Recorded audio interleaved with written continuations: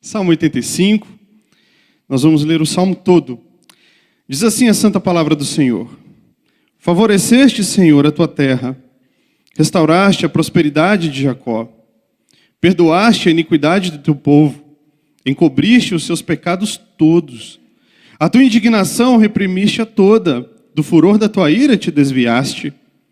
Restabelece-nos, ó Deus da nossa salvação, e retira de sobre nós a tua ira. Estarás para sempre irado contra nós? Prolongarás a tua ira por todas as gerações? Porventura, não tornarás a vivificar-nos para que em ti se regozije o seu povo? Mostra-nos, Senhor, a tua misericórdia e concede-nos a tua salvação. Escutarei o que Deus, o Senhor, disser, pois falará de paz ao seu povo e aos seus santos, e que jamais caiam em insensatez. Próxima está a sua salvação dos que o temem, para que a glória assista em nossa terra. Encontraram-se a graça e a verdade, a justiça e a paz se beijaram. Da terra brota a verdade, dos céus a justiça baixa o seu olhar. Também o Senhor dará o que é bom, e a nossa terra produzirá o seu fruto. A justiça irá adiante dele, cujas pegadas ela transforma em caminhos. Senhor, eis aqui a tua palavra, que é santa, perfeita, livre de erros e falhas. Ela é eterna e ela é poderosa para transformar as nossas vidas, ó Deus. Por isso eu te peço, Pai, perdoe os nossos pecados nesta manhã. Vença as minhas limitações, Senhor, as minhas dificuldades, e fala com o teu povo nesta manhã através desta palavra, Senhor, e que o teu povo seja alimentado e seja edificado através dela. É o que nós oramos gratos a ti, no nome poderoso do Senhor Jesus. Amém. Queridos irmãos e irmãs, o que fazer em tempos de frieza espiritual? O que fazer em tempos em que nos encontramos não tão bem espiritualmente com o Senhor e com a sua igreja? O que fazer, como fazer, diante de uma situação em que o céu está de bronze, em que parece que o Senhor está distante, ou mesmo que Ele se apartou de nós? O que fazer diante de situações como essa? Bom, nós temos dois caminhos muito claros a seguir, a trilhar. O primeiro, que é o mais simples e o comum, é nos acomodarmos à nossa situação espiritual, a nossa igreja se acomodar à sua própria situação e dizer, tudo é assim mesmo, tudo funciona dessa forma, Deus está irado conosco, Deus está nos disciplinando, vamos continuar a trilhar esse mesmo caminho dessa forma e vamos continuar vivendo a vida.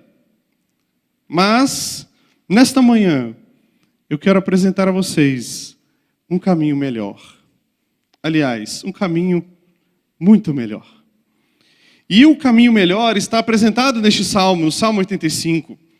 Um salmo que foi composto pelos filhos de Corá, muito provavelmente escrito após o cativeiro babilônico, onde aquele povo, o povo da aliança, o povo de Deus, foi duramente disciplinado pelo Senhor por conta da sua idolatria, da sua rebeldia.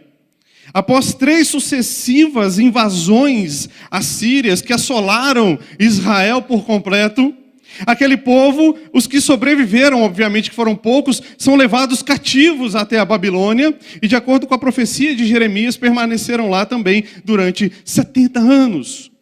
Longe da sua terra, longe do seu povo, longe da adoração, longe do templo. E o templo, na antiga aliança, simbolizava a presença manifesta e real de Deus em meio ao seu povo. Mas conforme o próprio Deus já havia dito por meio de Isaías, por meio de Jeremias e por meio de outros profetas, aquele povo é libertado do cativeiro. Os 70 anos acabam e agora eles voltam à terra pela invasão de Ciro da Pérsia, conforme também estava profetizado em Isaías. Mas mesmo aquele povo voltando para a sua terra, mesmo aquele povo retornando do cativeiro, parece que as coisas não estavam muito bem. E você pode observar isso lendo, por exemplo, o livro do profeta Ageu, o livro do profeta Malaquias, e você pode ver o que estava acontecendo ali também em Esdras e Neemias. O povo, apesar de ter retornado à terra, o templo estava sendo reconstruído, mas, de acordo com o relato histórico e o relato da palavra do Senhor, o culto era oferecido de qualquer maneira. O povo estava alegre por ter retornado à sua terra, mas estava oferecendo um culto a Deus de qualquer maneira, de qualquer forma. E Deus não estava nada satisfeito com aquilo. Nós vemos um retorno glorioso daquele povo que era para ter sido completamente destruído. As mãos da graça, da bondade e da misericórdia de Deus vieram sobre eles, mas mesmo assim, aquele povo continuava adorando a Deus com os seus corações frios. Nós vemos, por exemplo, quando nós lemos o profeta Malaquias, que o povo estava oferecendo sacrifícios de animais doentes, de animais que, por exemplo, estavam sendo despedaçados no campo, e aquele animal que estava despedaçado e morto era oferecido a Deus em sacrifício, sendo que Deus havia predito: olha, eu quero um animal perfeito, sem defeito. Nós também vemos a lamúria do povo, e também no profeta Malaquias, o povo dizendo: ah, Senhor, que canseira, que enfado. E quantas vezes, irmãos, nós nos sentimos assim? Então nós vemos neste salmo, que está dividido em pelo menos 3 partes principais, o qual será exposto nesta manhã, do verso 1 ao verso 3, nós vemos que aquele povo e estes homens, os sacerdotes, eles olharam para trás. Eles olharam para o que Deus já havia feito. Eles começaram a rememorar a história do povo da aliança, do povo do pacto, e que Deus havia feito coisas grandiosas e maravilhosas no meio deles. Ele diz no Salmo, numa poesia belíssima, aqui através do paralelismo: Senhor, o Senhor favoreceu a sua terra. O Senhor restaurou a prosperidade de Jacó. Houve um tempo em que o Senhor restaurou-nos, restaurou o seu povo. Mesmo em meio aos pecados, mesmo em meio aos erros e às falhas do seu povo, o Senhor havia restaurado a nação. O Senhor havia restaurado o culto e a adoração. O Senhor perdoou a iniquidade do seu povo. O Senhor visitou o seu povo. O Senhor veio sobre nós em tempos passados. O Senhor encobriu os pecados todos. A tua indignação, a sua ira contra nós naquele tempo, Senhor, o Senhor freou esta ira. O Senhor nos visitou com graça, com bondade e com misericórdia. A tua indignação reprimiste a toda, do furor da tua ira te desviaste. Esta é a primeira parte e o primeiro ponto. Irmãos, o que devemos fazer em momentos de frieza, de letargia espiritual? Nós devemos olhar para a palavra de Deus e devemos olhar para a história e ver o que Deus já fez no meio do seu povo. E Deus, irmãos, já fez grandes coisas no meio do seu povo. Coisas grandiosas e maravilhosas. Coisas que as pessoas observavam e estavam maravilhadas diante do que Deus estava fazendo. As pessoas assistiam com os olhos maravilhados o avivamento que Deus já derramou sobre o seu povo, sobre a sua nação. Deus perdoou os seus pecados. Deus visitou aquele povo com o poder do seu Espírito. Restaurou o seu povo a verdadeira adoração, adoração em espírito e em verdade. Deus já fez isso na história, meus irmãos, muitas e muitas e muitas vezes. Se nós olharmos nas Escrituras, nós vemos tempos gloriosos em Davi, por exemplo, e em Salomão. Nós vemos as histórias gloriosas de Josafá, do rei Asa. Nós vemos a igreja começando ali, a igreja cristã, a partir do dia de Pentecostes. As pessoas vibrando de estarem juntas, se alegrando de estarem juntas, de participar da palavra e dos sacramentos. Grandes coisas o Senhor fez. E durante a história da igreja, grandes coisas o Senhor fez no meio do seu povo. Olhemos para a Reforma Protestante, tem só 500 anos, 505 anos, vamos completar agora. Como que Deus virou continente inteiro de ponta cabeça. Um homem prega 95 teses na porta de uma igreja, prega com prego, numa porta de madeira, e todo um continente, irmãos, vira de cabeça para baixo. Grandes coisas o Senhor fez na história. Como, irmãos, por exemplo, o fundador do presbiterianismo, um aluno de João Calvino, chamado John Knox, ele vai para Genebra e depois ele volta para a Escócia, e a sua pregação muda um país inteiro. Grandes coisas o Senhor fez na história. Depois de um tempo, esses presbiterianos escoceses, quase 80 anos depois, eles vão para a Inglaterra, ali na Assembleia de Westminster, e levam o presbiterianismo para a Inglaterra. E nós temos hoje os nossos documentos confessionais, confissão de fé, catecismo maior e breve. Durante 10 anos, aquela Assembleia se reunindo, orando e estipulando os documentos da igreja baseados na Escritura. E um grande avivamento se espalha, não apenas pela Europa, mas pelo mundo inteiro. Deus já fez grandes coisas. E esse avivamento, irmãos, não durou 5 dias, ou 5 anos, ou 50. Durou mais de 3 séculos. Deus visitou o seu povo. Deus visitou a sua igreja, Deus fortaleceu-nos. E a partir do verso 4, as Escrituras nos mostram que estes homens ali, eles se deparam com a sua realidade. Não, nós não estamos vivendo nesse tempo. Esse tempo que o Senhor nos visitou. A adoração é de qualquer forma, de qualquer maneira. O povo que antes amava o Senhor, agora vive uma religiosidade mecânica e automática. Os eleitos continuam sendo salvos, os eleitos continuam sendo eficazmente chamados, mas parece que está faltando alguma coisa. Está faltando alegria no povo de Deus. Está faltando contentamento no Senhor. O que está acontecendo? A partir do verso 4 até o verso 7, nós vamos ver que a Bíblia, a Escritura Sagrada, nos convida a orar e a pedir restauração. Restaura-nos, Senhor, verso 4. Restabelece-nos, ó Deus, da nossa salvação. É verdade, estamos em uma situação difícil, complicada.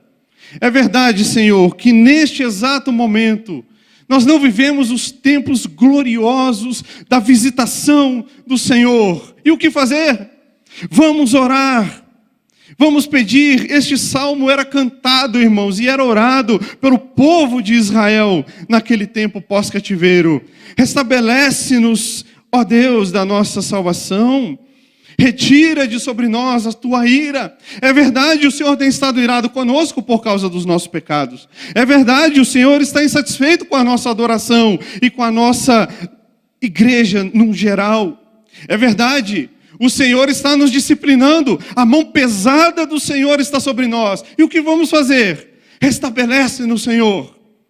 Restaura-nos, ó Deus, da nossa salvação. Nós queremos viver esse tempo de novo. Nós queremos, Senhor, no nosso tempo presente, viver essas maravilhosas coisas que o Senhor já fez na história. E por que o Senhor não fará conosco? O primeiro caminho, se lembrem, é assim mesmo. É esse tempo que estamos vivendo. Vamos nos conformar com ele? Vamos simplesmente viver a vida? Vamos deixar a vida nos levar? Mas o caminho melhor, irmãos, não é esse. O caminho melhor é olharmos para o que Deus já fez e pedirmos a intervenção do Senhor. E talvez nós possamos dizer assim, mas Senhor, é esse tempo dessa forma mesmo?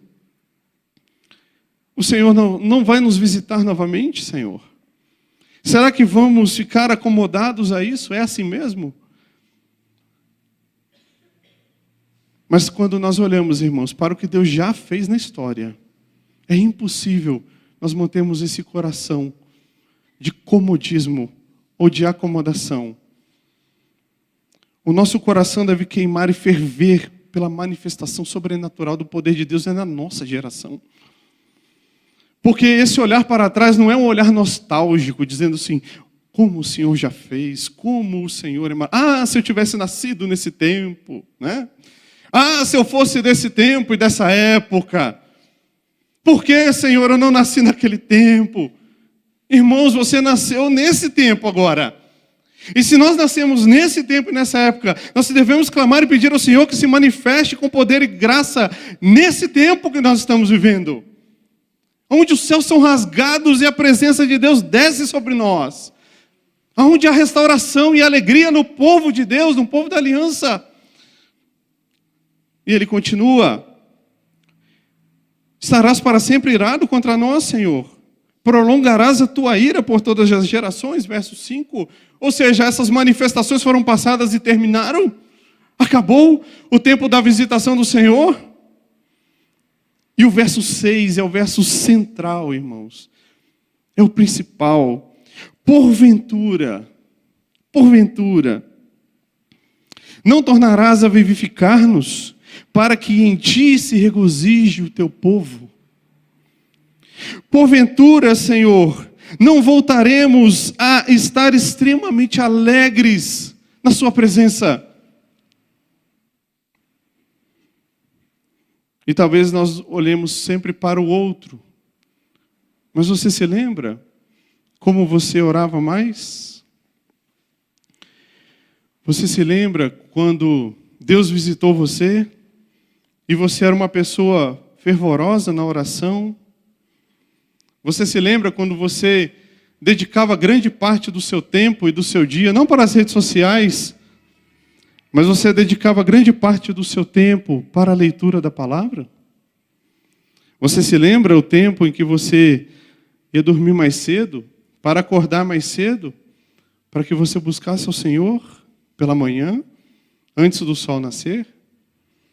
Você se lembra desse tempo em que o Senhor te visitou pessoalmente? E o que aconteceu com você? Você parou de orar? Você parou de ler a palavra? O que está acontecendo? Antes você vinha para o culto com alegria, confiando que independente de quem fosse pregar, Deus ia falar com você através da sua palavra. E hoje você vem no culto e você diz assim: que palavra boa, mas não é para mim, fulano tinha que estar aqui. Essa palavra é para o outro. Eu vou passar o link da mensagem para outra pessoa ouvir. O que está acontecendo, irmãos, com você? Você que antes fugia do pecado, agora você justifica o seu pecado dizendo assim: não, hoje eu sou um crente maduro. Eu entendo, eu posso pecar, eu sei o meu limite. Até aqui eu posso pecar, daqui para cá eu não posso. O que aconteceu com você? Em Apocalipse, no capítulo 2, nós vemos o Senhor Jesus falando a João para entregar uma mensagem à igreja de Éfeso.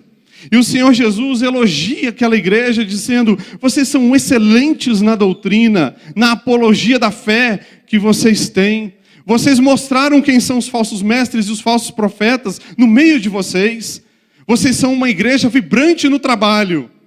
Mas tenho, porém, contra ti que abandonastes o primeiro amor. E qual é a mensagem do Senhor para as nossas vidas? Arrependa-te, lembra-te de onde caíste, volta. Porventura, não tornarás a vivificar-nos para que em ti se regozije o teu povo?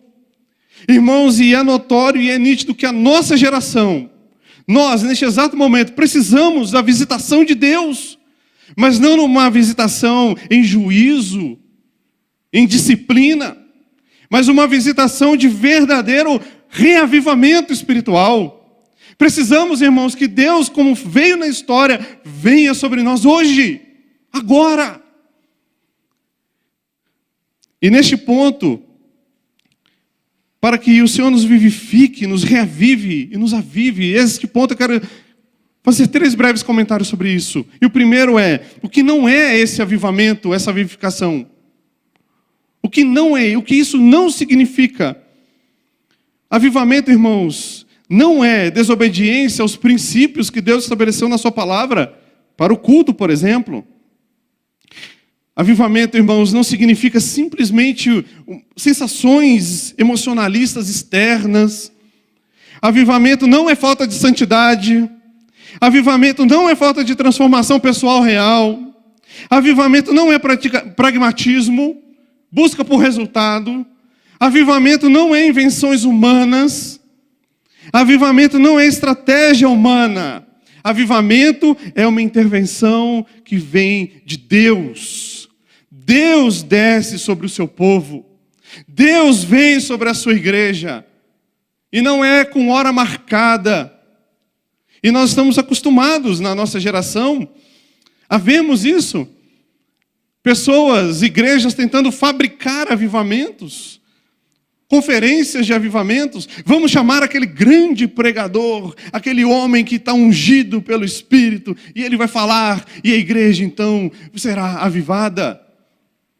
E Deus pergunta para nós nesta manhã: vocês acham mesmo que eu, o Senhor, não posso capacitar o seu pastor,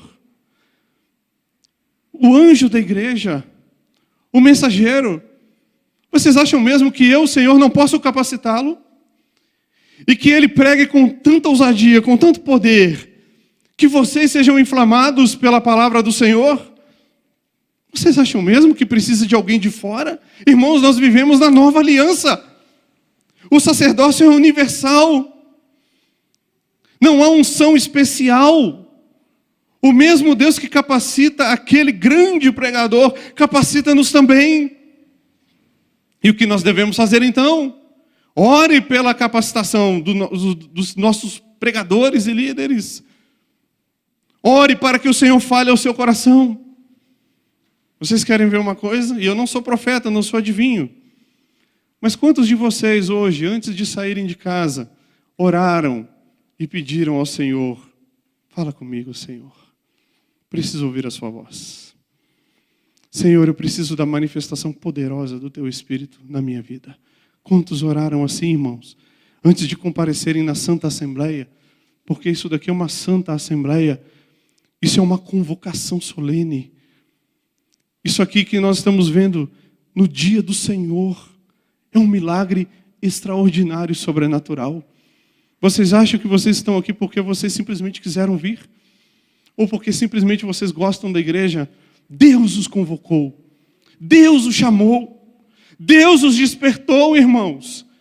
E se Deus os chamou para cá, será que Deus não pode capacitar os nossos próprios pregadores locais e derramar sobre toda a nossa igreja um mover sobrenatural?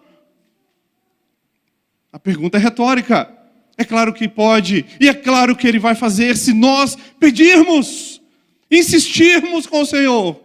É muito fácil jogar a culpa. Ah, a minha igreja está desse jeito. Ah, o meu pastor está assim. Ah, a minha liderança está dessa forma. Vou procurar outra igreja, porque lá eles buscam mais, porque lá eles pregam mais. Que isso? Não!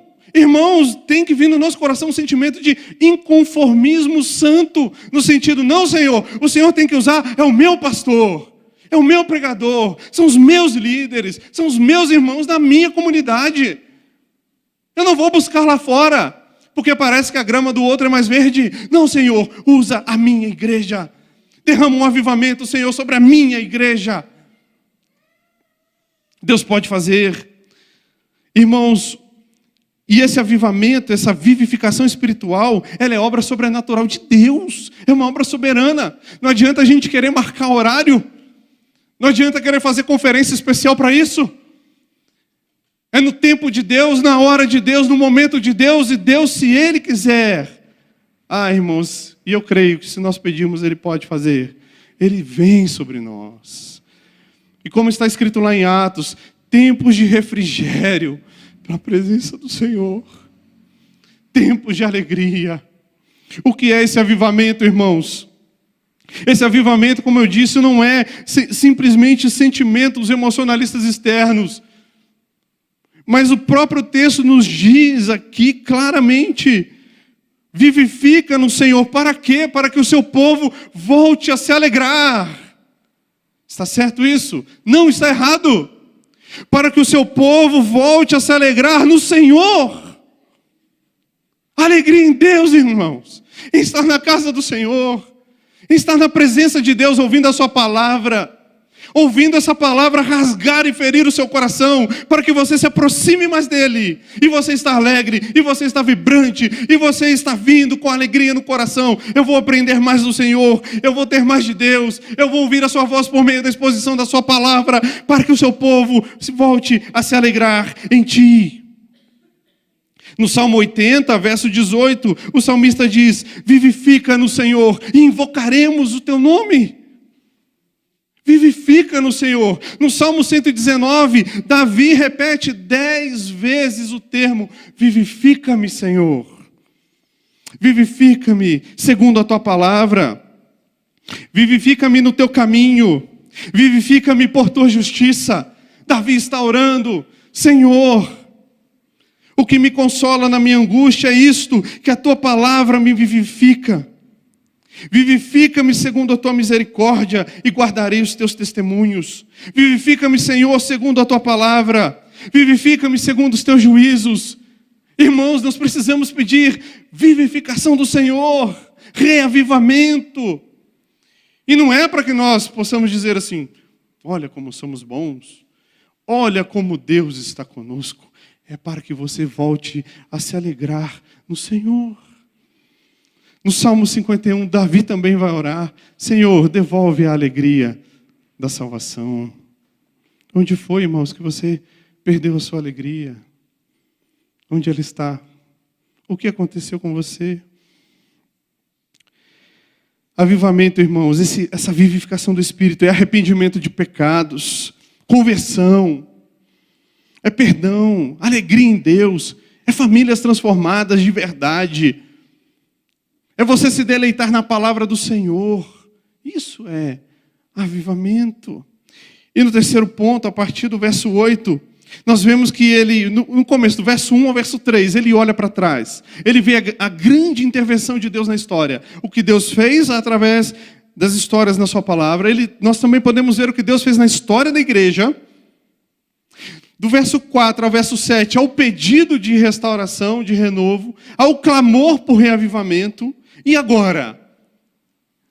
Como essa intervenção, irmãos, é sobrenatural, o que nós fazemos agora? Esperamos. Aguardamos. E como? Aguardamos de qualquer maneira? Não. Aguardamos com grande expectativa no nosso coração. Aguardamos crendo que Deus vai ouvir as nossas orações e que Ele virá sobre nós. Verdade. Um povo difícil, um povo cheio de pecado, um povo cheio de erro, um povo cheio de falha, mas que o Senhor pode vir sobre nós, porque é um Deus que se deleita em perdoar pecadores, como nós. Então, a partir do verso 8, ele diz: escutarei o que Deus, o Senhor, disse. Ele vai dizer mais à frente, no verso 10, encontraram-se a graça e a verdade, a justiça e a paz se beijaram. Onde isso acontece, irmãos? Isso acontece em Cristo. Esse é o propósito da alegria no Senhor, nós nos encontrarmos de novo com Cristo. Muitas vezes nós estamos como aquela noiva de Cantares. Onde está o meu amado? Alguém o viu por aí? Estou procurando, não o encontro. Irmãos, o avivamento é esse encontro com Cristo verdadeiro. Transformação de vida, transformação de atitude, deleite no Senhor. Alegria de estar no culto, na presença de Deus, ouvindo a sua palavra, sendo edificado. Houve um pregador do século XVII, um pregador presbiteriano, e ele estava fazendo uma série de exposições sobre culto, sobre adoração, e eu vou parafraseá-lo aqui. E ele dizia à sua comunidade: não faltem aos cultos, porque nós vamos pedir a intervenção de Deus sobre nós. Nós vamos clamar pela vivificação do Espírito. Não falte, porque pode ser que neste culto Deus rasgue os céus e venha sobre nós. Não falte, porque Ele pode não vir agora de manhã. Mas pode ser que à noite, quando nós pedirmos e clamarmos, pode ser que Ele venha à noite. Mas pode ser que Ele não venha. E se Ele não vier, não falte ao culto, porque pode ser que na próxima semana, no próximo dia do Senhor, Ele venha e nós vamos pedir. Não falte ao culto, não falte à assembleia solene, não porque isso é um compromisso religioso, ou porque os pastores vão olhar e dizer, nossa, como ele é um crente compromissado com a palavra, mas porque Deus, irmãos, pode ser que no culto que você falte, ele rasgue os céus e ele venha sobre nós de forma sobrenatural e especial. Tomé faltou o primeiro culto. E quando ele estava no segundo culto, e Cristo se manifestou, o que aconteceu com Tomé? Senhor, é o Senhor mesmo? E Jesus diz, toca-me, sou eu, Tomé. Ele toca e ele diz, Senhor meu e Deus meu. Irmãos, quando nós estamos nessa assembleia solene, nós tocamos em Deus e na sua presença. E nós podemos dizer, Senhor Deus meu e Deus meu. Manifesta-te, Senhor, a mim. Manifesta-te, Senhor, a nossa igreja. Vivifica-nos, Senhor, invocaremos o teu nome. Vivifica-nos, Senhor, para que o teu povo volte a se alegrar em ti. E aqui eu concluo com 3 aplicações. Reconheçamos, irmãos, como está o nosso estado espiritual. Eu não estou aqui para acusar ninguém de nada, mas Deus fala ao seu coração. Eu não consigo ver os corações, eu não posso fazer isso, mas o Espírito Santo pode. E o Espírito Santo de Deus, ele vai lá no mais profundo do seu coração, aonde ninguém mais vai, e ele sabe discernir as intenções do seu coração. Como está o seu coração? Como estamos espiritualmente? Segunda aplicação, irmãos, não vamos nos acomodar. Vamos pedir a Deus a sua intervenção. Vamos orar. Vamos pedir ao Senhor um reavivamento, a vivificação, nossa vivificação espiritual. Em terceiro lugar, aguardemos o resultado da nossa oração. Deus não é obrigado a fazer nada que nós venhamos a pedir, mas Ele pode fazer. E talvez, da forma como nós pedimos e queremos, Ele não venha nesta manhã, mas pode ser que Ele venha à noite. E talvez Ele não venha à noite, mas pode ser que Ele venha no próximo culto, agendado por esta comunidade. Você vai perder essa bênção? Então, irmãos, oremos. Peçamos ao Senhor verdadeira vivificação espiritual. Que Deus nos visite. Que Deus visite a nossa geração. Que Deus visite a nossa igreja, irmãos. Não precisamos chamar ninguém de fora, grandes pregadores, nada disso. O anjo da igreja, o mensageiro, o ângelos do grego, é o pastor da igreja, ordenado e instalado na igreja. Quando Jesus, lá em Apocalipse, ele manda a mensagem para João, ele diz, João, vai lá na igreja de Éfeso e fala com eles, vai lá em Filadélfia e fale com eles, é isso que está escrito? Não! Jesus diz, João, escreva para o anjo da igreja, o mensageiro, é o pastor local, irmãos. Avivamento, despertamento espiritual começa na igreja local com o pastor local. E o que você vai fazer? Você vai acordar mais cedo no dia do Senhor e vai dizer assim, Senhor, eu preciso chegar mais cedo na igreja, porque eu preciso orar pelo meu pastor, porque quem é suficiente para essas coisas? Eu preciso orar por ele, para que ele pregue a palavra com fidelidade e para que o Senhor transforme a minha vida por meio do poder da palavra. Não é o homem, é a palavra que muda. Não é o nosso estudo teológico, é o Espírito soprando nos nossos corações e transformando a nossa vida. Quando foi, irmãos, que nós perdemos isso? Nós podemos ter perdido, mas nós podemos recuperar. Vivifica no Senhor e invocaremos o teu nome. Amém? Vamos orar? Senhor, obrigado pela tua palavra. Eu peço que o Senhor, pelo teu Espírito, a aplique nos nossos corações. É verdade, Senhor. Eu não consigo pregar a profundidade desse texto, mas o Senhor, pelo teu Espírito, pode despertar e mover os nossos corações. É o que nós oramos em nome de Jesus. Amém. Deus os abençoe, irmãos.